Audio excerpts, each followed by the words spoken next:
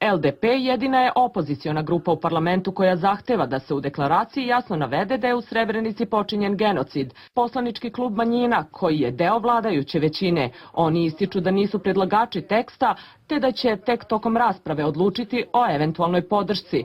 Jedan poslanik ukupno se izjašnjavalo 149, pa konstatujem da je Narodna skupština usvojila predlog deklaracije Narodne skupštine Republike Srbije o osudi zločina u Srebrenici.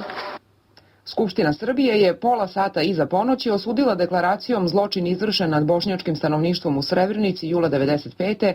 Vi ste vidjeli da je rezolucija prošla samo sa jednim glasom više od većine, da je bilo velikog natezanja sa fantomskim poslaničkim grupama kao što je Jedinstvena Srbija, čiji je predsjednik inače bio Arkano Borac, radi se danas o gradonačelniku Jagodine, gospodinu Palmi.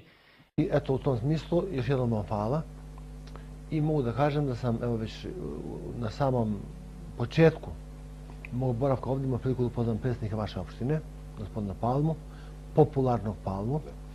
Večeras popio sa Palmom kafu, s vama porazgovarao, došao ovdje da pričam i da se šetam Jagodinom,